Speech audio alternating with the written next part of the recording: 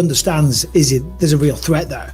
And this is going to be a big fight because for all the if, buts, negatives, the negatives of it is good promotion. And it is fight business. And they are human beings and they are going to fight. And it does make it interesting. So from that regard, you say it worked.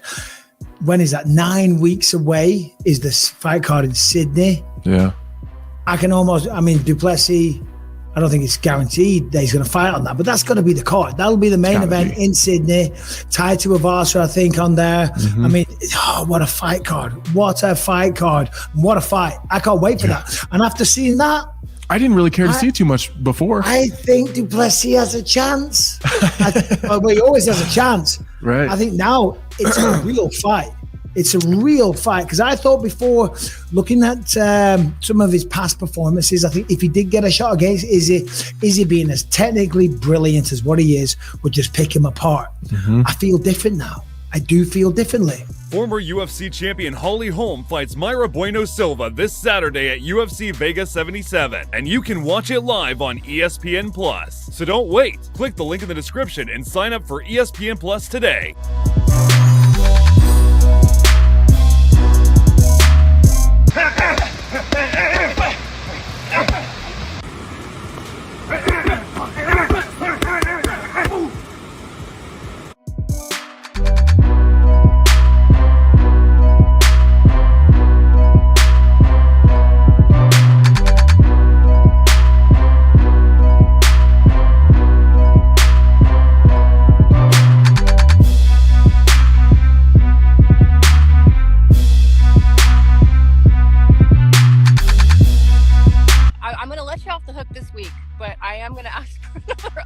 Next week on this possible fight because emojis are being thrown about. John, Conor tweets a simple emoji and everybody gets very, very, very excited, and we all try to read it, and that must be so fun. So, boop, what was it? Watch the world do this.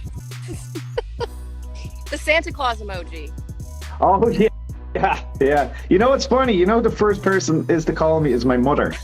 She'd be like, What's Conor tweeting about? I'm like, Mom, I have to deal with this from freaking every MMA journalist in the world, every fan. I don't need my mother calling me every time Conor McGregor tweets, but she gets very excited as well. And my dad is dismissive. He's like, he's not fighting. My mom's like, he is. Look, he did a Santa Claus emoji. And I'm like, oh, Christ.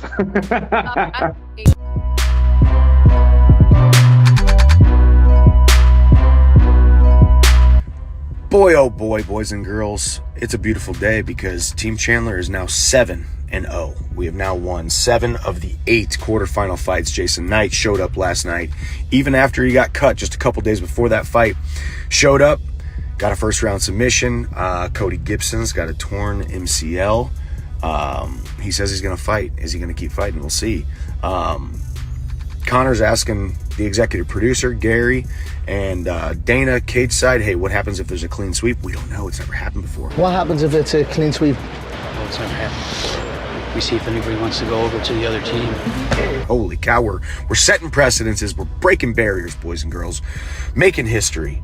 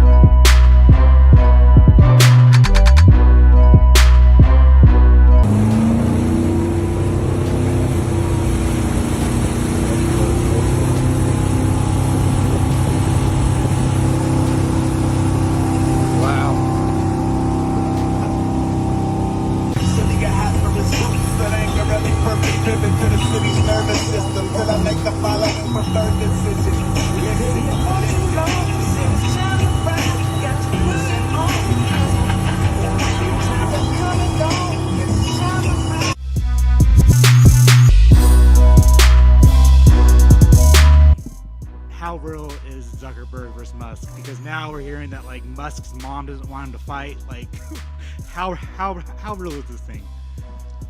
It's very real. It's very real. Is the possibility of maybe crossover slap events? Maybe we have Elon Musk fighting Mark Zuckerberg in a slap contest. That would be awesome. Well, it's a fascinating question, and it's hard to answer right now, but in the next couple months, I'll announce something with you guys that's happening right now. But yeah, a lot of people have a lot of ideas or think they know about how this whole mixing pot of companies work, and you don't. You have no idea how it works. But in the next couple of months, I'll enlighten you on some stuff. Now is not the time.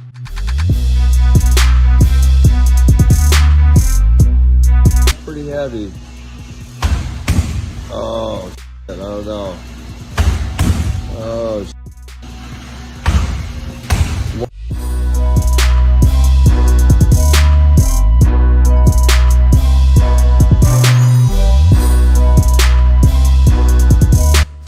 well, guys, it's official. Me versus Francis Ngannou, 28th of October in Riyadh in Saudi Arabia. We cannot wait. Just done a brutal session with Roman there. He's a mini-me now. He's got his ball dead. Welcome to the club. And all stone hands there. Working hard as usual, Bob, ain't we? That's the one. Grafting away. Roman, how are you feeling? I'm feeling great. Fitter, stronger every day. Terminator. Yeah! Ngannou! You're getting it, you big dosser! You big stiff dosser, you get knocked out! You get knocked out, Sling!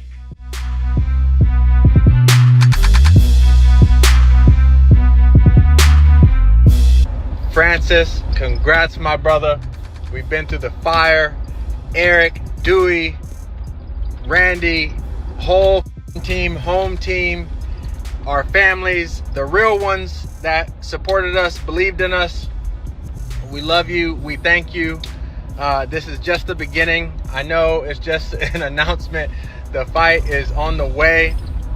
And I'm telling y'all, Francis is going to knock this dude out. All due respect to Tyson. And I'm telling you, Francis is so ready for this to shock the world, as he will continue to do. And I mean, if you're a boxing fan, you're not ready. You're not thinking that Francis has a chance. If you're Tyson, you're not thinking Francis has a chance. But just like everyone will keep doubting us, now I'm starting to like love kind of, you know, the haters out there, because it just makes it better. This has been years in the making, for those who don't know. This has been four years at least that we've been talking about this, speaking this into existence. For years of hate, of you know, defamation of character, you know, behind the scenes, like just talking, trying to bash me and everyone on the team and saying this and that. Listen, I'm telling y'all right now, I hope y'all don't continue to believe that shit.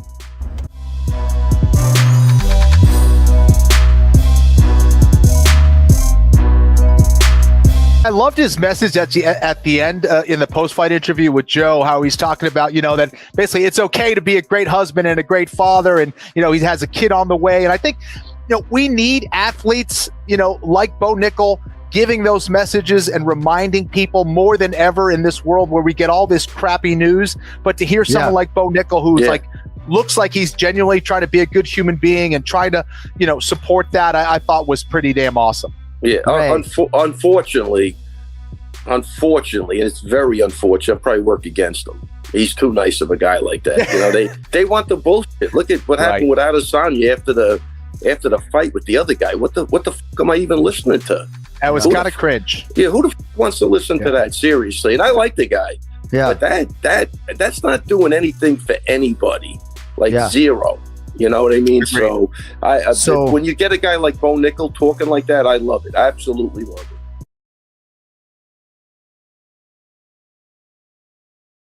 it. Three days ago was April 1st, and they put out an April 1st joke. Tyson Fury put out an April 1st joke on social media that he and Francis was done and they're fighting in Wembley on May 15th.